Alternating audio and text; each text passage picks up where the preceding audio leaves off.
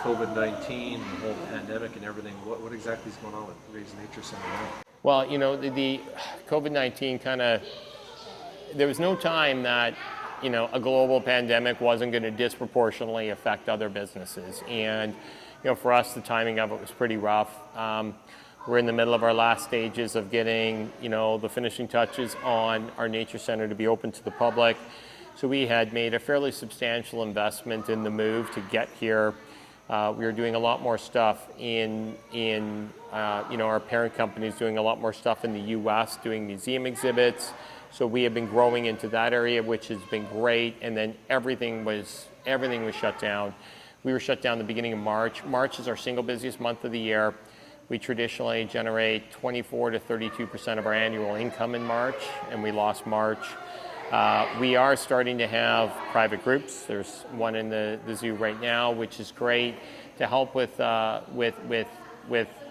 revenue, to help with the feeding of the animals and so forth. But at this point in time, we've been planning on being all but, basically 90% of our revenue cut off until January, which is certainly challenging. And, for us, our biggest challenge is that we can't, restaurants who I super feel for right now, and people in the wedding industry, I super feel for. There's a few industries I think that are really, really, really hard affected by it too. But for us, we can't leave the building and turn the lights off. We have 800 animals that we have to feed. They need vet care. They need food. We need staff to take care of them.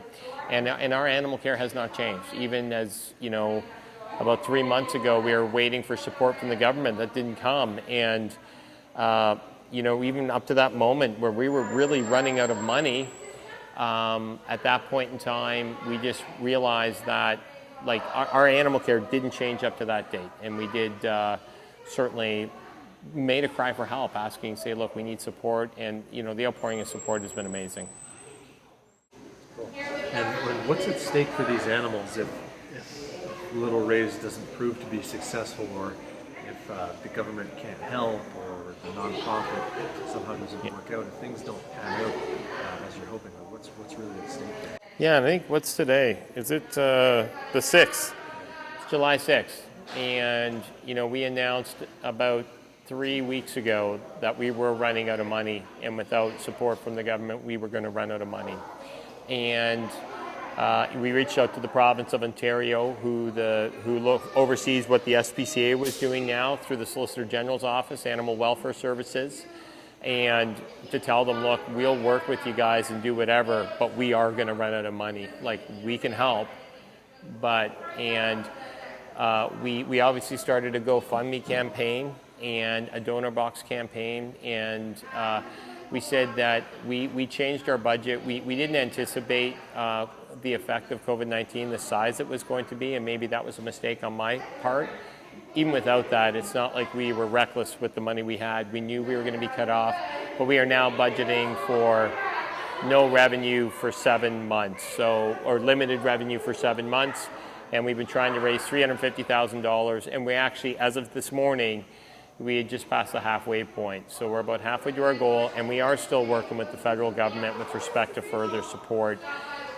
If we close, I have to believe that the province would do everything they possibly could to care for and help with the long-term care of the animals until permanent solutions can be found.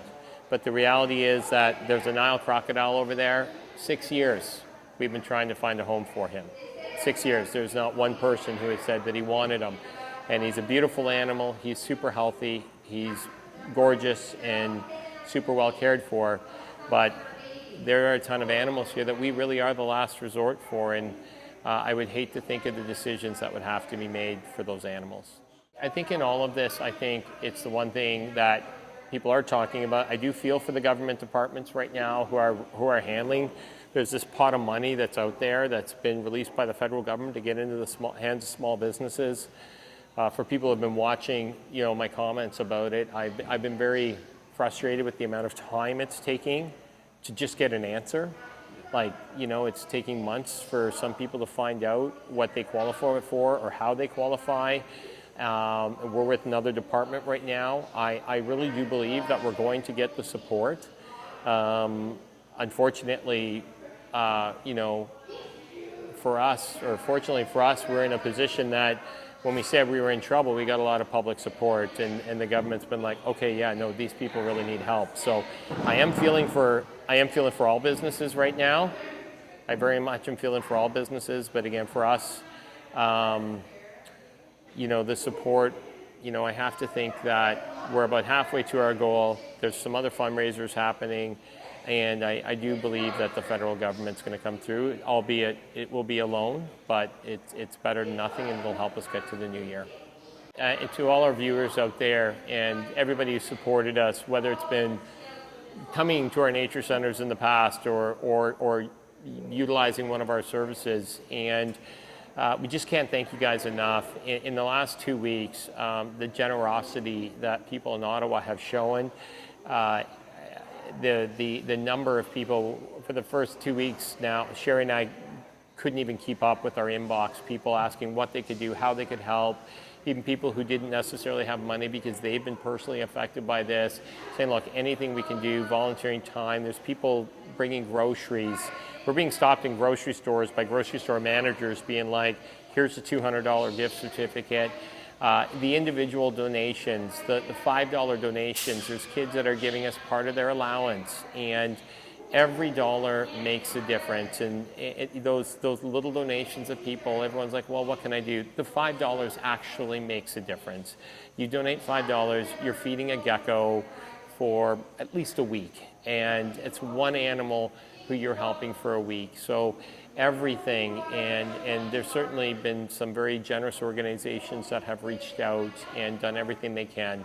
And I truly, as much as my beautiful wife and I have been navigating this, and I don't need to tell people, it's a stressful position. We've been quite humbled and overwhelmed by the public support. We feel extremely blessed to be where we are in our lives, and we are eternally thankful for everything we have now. And I promise everybody that we will continue to fight for everything we believe in, and we will make this work. Thank you.